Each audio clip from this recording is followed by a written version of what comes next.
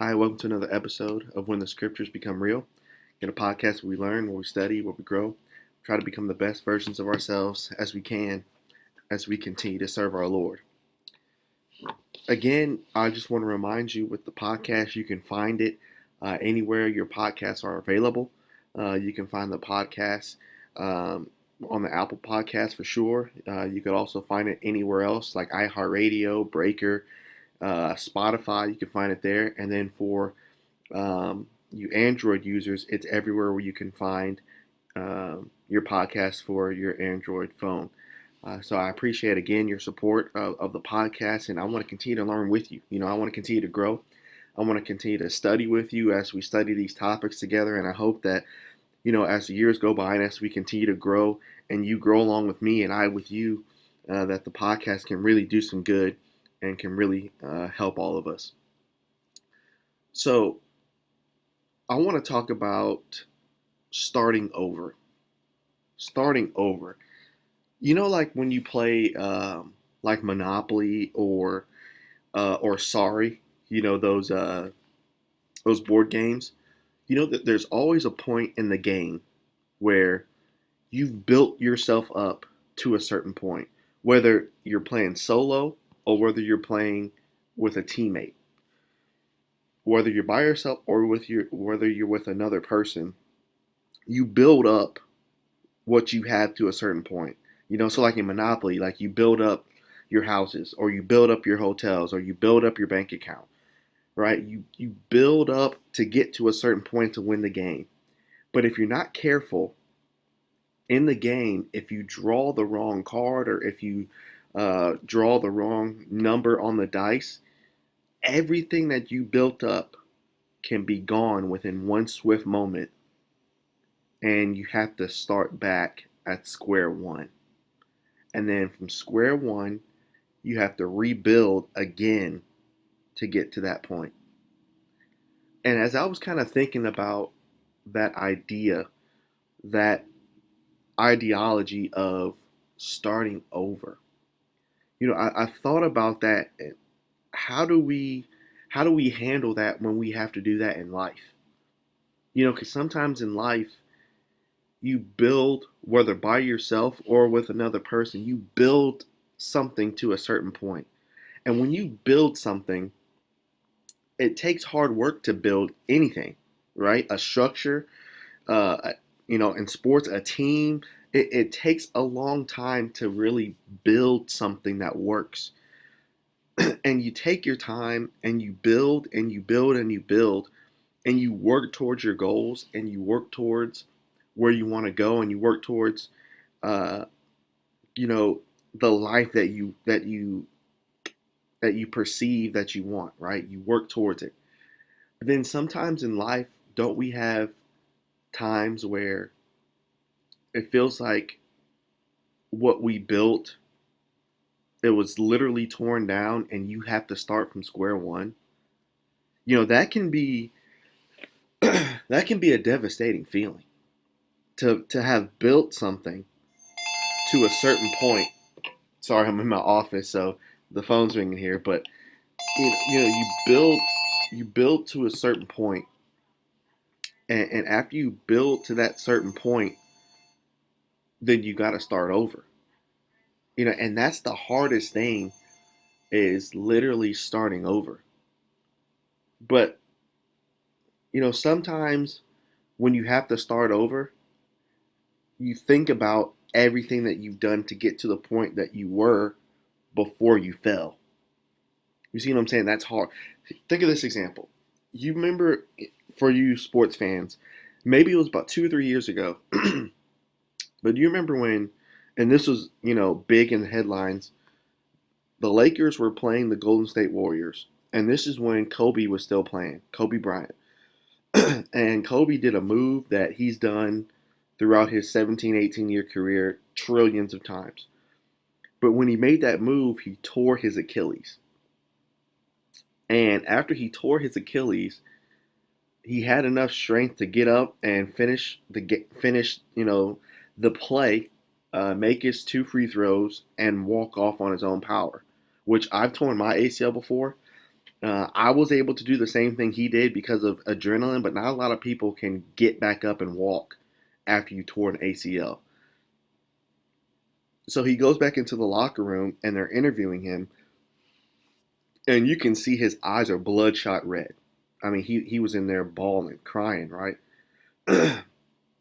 But one reporter told him, man, if anybody can come back from this, it's you. And he was, he just shook his head and just put his head down. And he just recently did an interview of that specific interview. And he said, when I put my head down, he said, I was thinking about everything I had to do up to that point, and then it was all taken away. And then the biggest part that was so hard for me to believe was I got to start from scratch and start over to even get to where I was. I mean, and that's a thing that can hurt us. And we feel like, man, how can we do this again? I built this thing for so long. Now it's torn down. Sometimes we don't want to start over. So what do? You know, when we think about starting over, it can be a daunting task. Um, but for the Christian, sometimes in life we have to start over. Remember, in Colossians 3, when the Lord talks about if you're risen with Christ, then you'll put these things on, but then you'll also take some things off. Sometimes we got to start over. Sometimes even as a Christian person, the person you used to be, you got to change and you got to keep growing with who you should be. And sometimes you got to start over. You know, I was thinking about this too. Uh, I graduated from the Memphis School of Preaching in 2017. And throughout those 2 years, it was a lot of growth. I grew a lot. I was challenged in a lot of ways. Um, but the 2 years after school were the hardest 2 years that I've had personally because I had to totally reinvent myself. What do you mean? You came from a preaching school, so why are you saying you had to reinvent yourself? I had to learn um, how to become humble. I had to learn how to trust the Lord. I had to learn how to endure. I had to learn how to um, how to be a better brother. I had to learn a lot of things. And during that time, I felt like what we talked about before. I felt like I've built something up to that point in 2017. And after I left the school, the day after I left, I had to start over again. I felt like I just had to start from scratch. And I had a moment like Kobe had as well, to where when you start over, you think about how long it took to build what you just built. But now when you're starting over again, you're like, man, can I do that again? And I literally had to start from the ground up again, right? And so during those times, there were very dark times. There were very dark hours.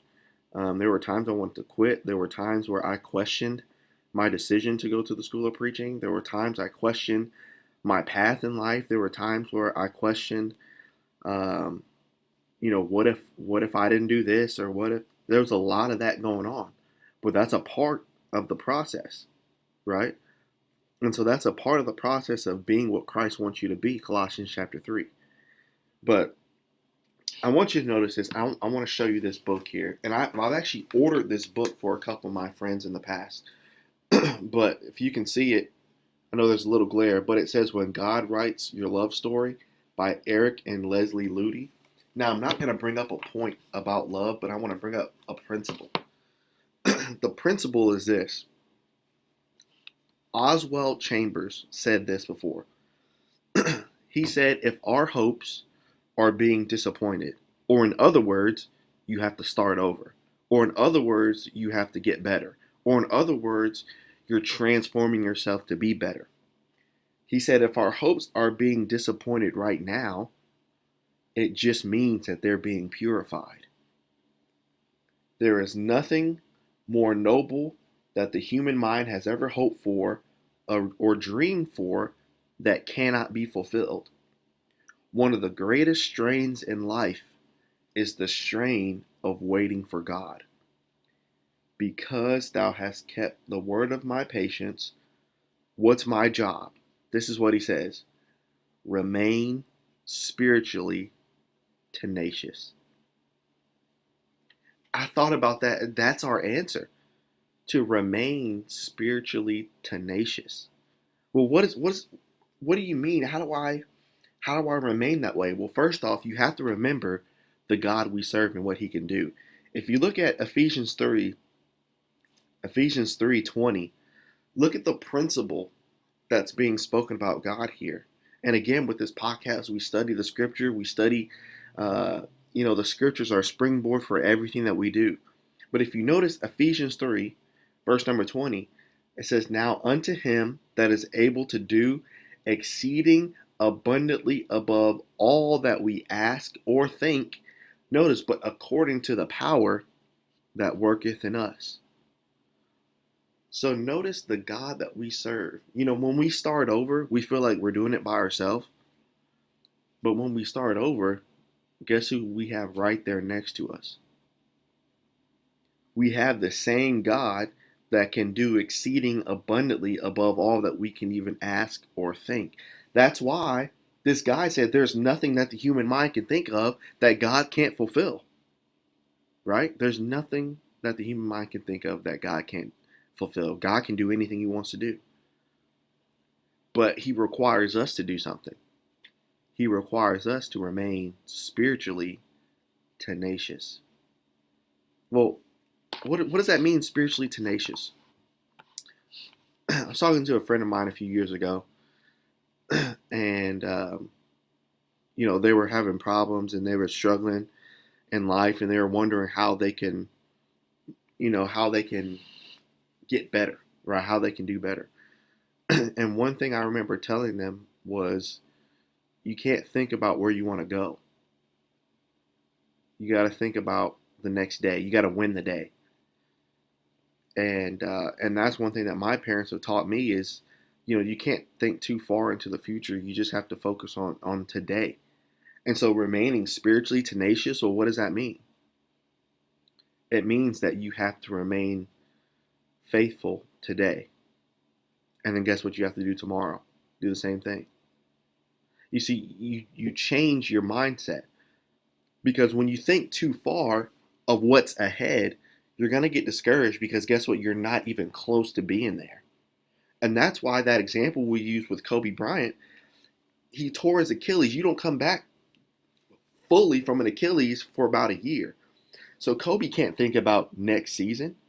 He has to think about, how am I going to rehab tomorrow?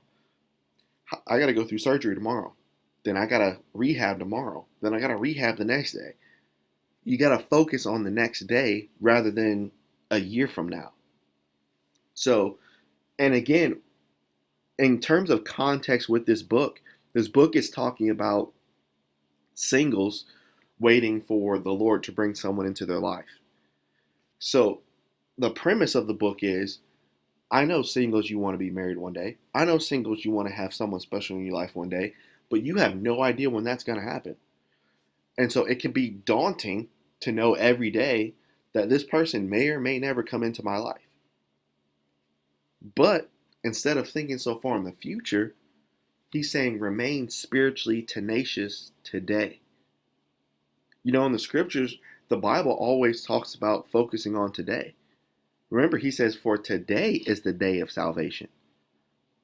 So when I know what to do, should I wait till tomorrow? Or should I wait? I should do it now. For today is the day of salvation. And so, you think about this concept of starting over. It can be very,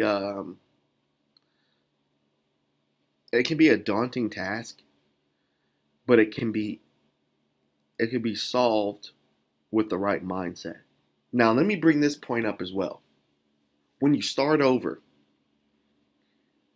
one thing that, remember, because we're talking about how daunting this task can be, when you start over, you have to be spiritually strong and have your faith in check. Well, how do you know that? Remember in Luke chapter 15? Luke chapter 15. Remember, we have the account um, of the prodigal son here. And remember, after he wasted his father's living and he was sitting there eating slop with the pigs in the mud, he came to himself and then he went back to his father's household. You know, sometimes when you're that low, sometimes you're not going to have the encouragement from other people. What are you talking about? You know, as Christians, shouldn't we want to encourage one another and do? Yes, for sure. But sometimes you won't have it. And I've seen I've seen so many Christians quit because they're not getting encouragement from other Christians on a daily basis or when they need it. So when they don't get that encouragement, then they quit. Am I saying that Christian encouragement is not important? No. Am I saying that Christian encouragement is not a helpful tool? No, I'm not saying that. But here's what I'm saying. Christian encouragement shouldn't be the meat of your faith. What are you talking about, the meat? Let me break it down this way. You ever been to Cracker Barrel before? I already know, right? I already know you have. So if you go to Cracker Barrel, which is a country restaurant, and you order a country plate. So let's say you order, chicken fried steak, with that mac and cheese, boy, right? With that mac and cheese, right? Green beans, got something to drink, right? Then they put gravy on top of the steak. So let me ask you a question. Is the gravy the meal or is the steak the meal?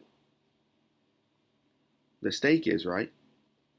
So the gravy only adds to the meal. That's what Christian encouragement is. The Christian encouragement only adds to your own personal faith. So your own personal faith is the meat. Gravy is other people encouraging you. Now, let me ask you this. Well, what if you don't have that? What if you don't have brethren encouraging you? What if you don't have brethren sending you texts? What if you don't have brethren sending you cards? What if you don't have the support of your brethren? Are you strong enough mentally to keep going? Because we throw a lot on the prodigal son, but we have to give him credit here in Luke 15. Did he sin? Yes. Did he fall? Yes. Did he make mistakes? Yes. Was he at his lowest point in life? Yes.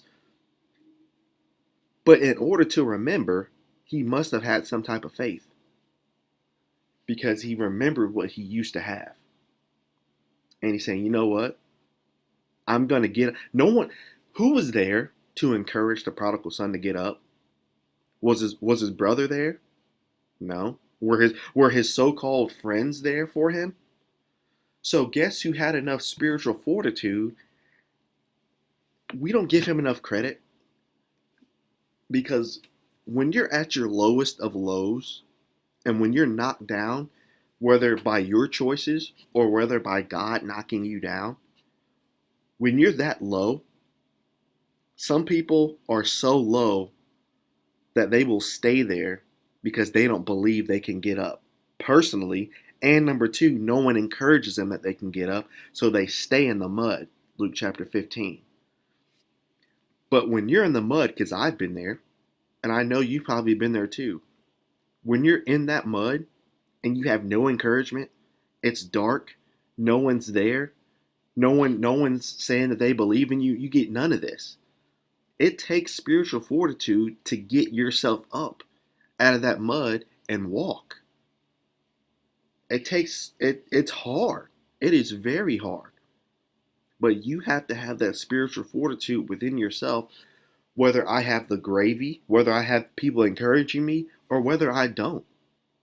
I have to have the strength to get up and to get out of the mud and keep walking. I've literally seen, and this is why Christianity is a religion of the mind, not of feeling. I've seen so many people So many Christian people, I've seen them, once they get into that mud, they stay there because no one's there encouraging them to get up. Now, as Christians, should we be there? I'm not saying we shouldn't be there, but when Christian people aren't there, then they just stay there and they never come back. Or if they come back, they never come back the same. So, do you understand why, when we're talking about this concept of starting over, you have to have the ability to stand on your own faith? I remember I used to tell a friend of mine, look, even whether I'm here or whether I'm not here, you have to be strong enough to stand by yourself. Because God's stronger than I could ever be. So you have to trust in God. I used to tell my friends that all the time. I still tell my friends that you have to trust God more than you trust me. And sometimes in trusting God, you got to stand by yourself. Notice it. And again, I'm telling you, y'all got to get this book. This is one of the most practical books I've ever read. But it also speaks about standing alone. And it says we need to gain the strength to stand by ourselves. Again, this is talking about in the context of singleness, but we can use that principle as well. Notice it says loneliness is a required course. Notice it is a required course for leadership. It says during your loneliness, God uses that to show you complete dependence on Him. And notice, I could no longer look to other people for my confidence. I had no choice but to find my courage and hope in Him. And I'm going to be honest with you. I used to be that guy. What guy? I used to be the guy. My confidence came with other people's validation of me. Well, what are you talking about? If people supported me, if people liked me, if people said good things about me, that boosted my confidence like it would every other person, right? That would boost anybody's confidence. But when I didn't have that, I lost my confidence, and in therefore losing my confidence, I was too dependent on other people's validation of me. But this is why I thank the Lord every day now for those 2 years after school. Because after school, I was forced, and I think this was the Lord's plan for me, looking back providentially, but I was forced and I had no choice. I was dependent on no one else. Obviously, yes, my family's here, but I'm not dependent on my family anymore in terms of like that. Spiritually, I am, but physically, all these other things, I had to put my courage and my hope and my confidence in God. And you cannot do that when you're surrounded by too many people. Sometimes God has to take you out of a situation to put you by yourself in seasons of loneliness. Well, Jordan, that doesn't make sense. There's no biblical examples for that. Okay. What about Joseph in Exodus? Joseph's with his brethren. So Joseph, he's with his brethren, but then he's sold into slavery. And it seems like he's alone for a long time. He's alone in jail. He's alone as a slave. So guess what course was required for Joseph? Go through the course of leadership. What about Job? Job had friends there who were telling him why he went through what he went through. It was also required for Job for leadership. You know, another thing this says is a true leader, and watch the phrasing here. It says a true leader cannot be dependent on companionship. But notice it doesn't end there. He cannot be dependent on companionship for his or her security. And I can relate because I'm telling you, I used to be that guy. I used to be so dependent on people's companion, and not like I don't want people here, but I used to be dependent on their companionship for my security. But I was putting my trust and companionship in the wrong people when it should have been in the Lord alone. Then it says, singleness or solidarity can give us this type of backbone, courage, confidence, and the leadership skills that any Christian must learn. So he taught Joseph, he taught Job, and he's teaching me about it. I'm required to take this loneliness course for leadership. Right? It's just like college, right? You're required to take a course. You know, throughout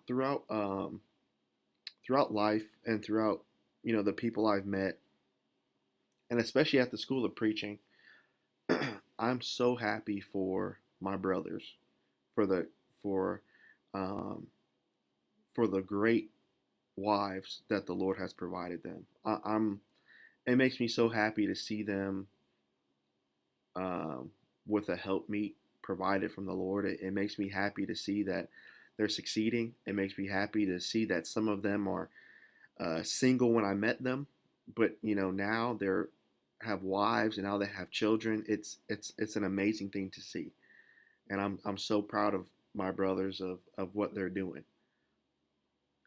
Um, but sometimes you got to be honest. Sometimes a lot of us that are single, we have that Adam syndrome.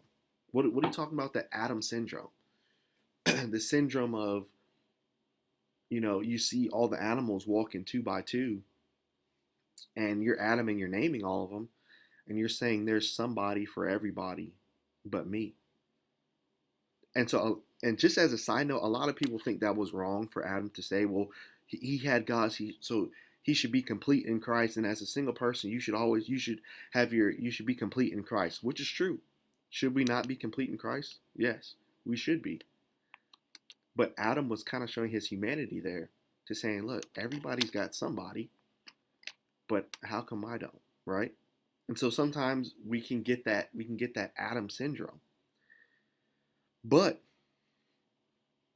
one thing that has helped me and that can help a lot of other people, I don't know why the Lord has done some things in my life. I can't answer that question right now because I'm still going through that course, right? I don't know. I can't tell you. I can't even try.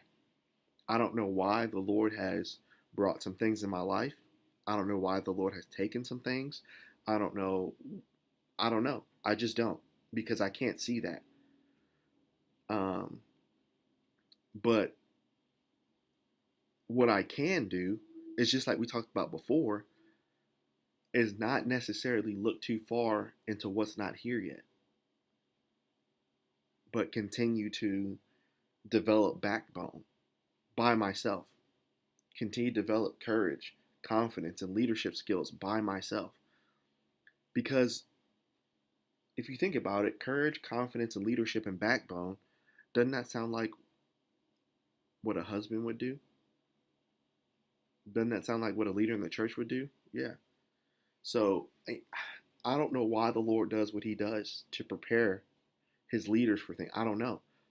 I mean, if you look back, if you think about Joseph, I wouldn't voluntarily go through what Joseph went through. I wouldn't volunteer myself to be sold into slavery, to be a slave, to be thrown in jail for 2 years, to be accused of this. I wouldn't be voluntary to do that. But all those things were required for Joseph.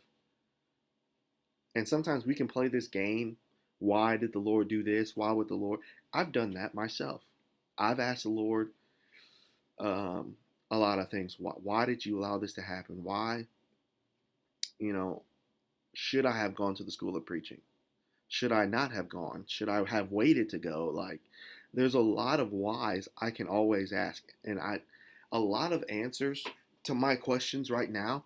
I've got none. Just to be honest with you, I don't have any. But even though I don't have any answers, I'm not gonna say none. I have some. I have some because the Lord has provided some answers, but I don't have them all. Like I don't know the complete reason why. Like Job didn't know the complete reason why he went through what he went through. You know, God didn't give him, okay, you went through this, bam, bam. He didn't, right? He just had to have faith. And one thing that can help all of us is when we find ourselves in certain situations of why, and we're starting over, you know, kind of from square one. One thing that we can do is continue to take this course that the Lord is putting us through. And you know, He's put me through this course. For some reason, He's chosen this course for me at this certain time. And so, if the Lord has enrolled me in this course, I'm taking it. I can't really ask any questions right now. Um, but in terms of starting over, you guys kind of understand what I'm talking about in terms of it can be a daunting task to just to start from scratch and then to wonder how can this come into my life? How is this going to happen? How is that going to happen? You know, why did this happen? That's why it always talked about remain spiritually tenacious for today. That's my job, right? And then days automatically build on to one another. So have a day today. Have a good day today spiritually. Then get up tomorrow and do the same thing, right? Then get up tomorrow and do the same thing. And so instead of being discouraged if you find yourself taking this course of starting over or taking this course of loneliness for leadership, instead of being discouraged, take advantage of it. You know, that's one thing that's helped me is to take advantage of this course. You know, I don't know what plans the Lord has for me. I can't tell you. You know, I really can't. I don't. Do you? This is just kind of a side thing, but like, do you ever wonder, and what is the Lord's ultimate plan for me? Like, what is it? And one thing I can't. I'm counting the days. I can't wait to do this. I can't wait to. I can't wait to know why I'm here, and then to look back at every instance in life. Look at the 2 years at Memphis. Look at the 2 years at Swick. Look at the 2 years before that. Look at the 2 years before that. And to see everything had to happen the way it had to happen in order for me to get to this point. But in order for me to get there, so I can look back, in order for me to get there, I have to get up every single day and keep walking, right? Like Luke 15, just like the prodigal son. I got to get up every single day and just keep working. That's all I can do. But when I have that ability, like Joseph, to look back at, I mean, I'm talking about pinpointing everything and looking back, everything had to happen that exact way. I was there for a specific time for this exact reason. To be able to look back and say, number one, man, I'm proud of myself for not giving up. And then two, to look back, man, that moment was terrible. Man, that moment hurt, but it worked. You know what I mean? Like there was a purpose for it. That's why this happened. But I can't answer that now. I can't. I can't wait for that moment. But maybe you have something like that too for your life. You know, that's going to be an awesome moment for all of us, you know, to look back providentially and say, man, the Lord, He knew what He was doing. Even though stuff looked messed up, He knew what He was doing. You know, you see, I'm getting giddy, right? Like, I love that. That's awesome. And that's why Joseph could look back and say, look, man, I know at that time we all didn't get it. I know at that time I was growing. I know at that time you were growing too. But the Lord, you meant it for evil, but the Lord meant everything.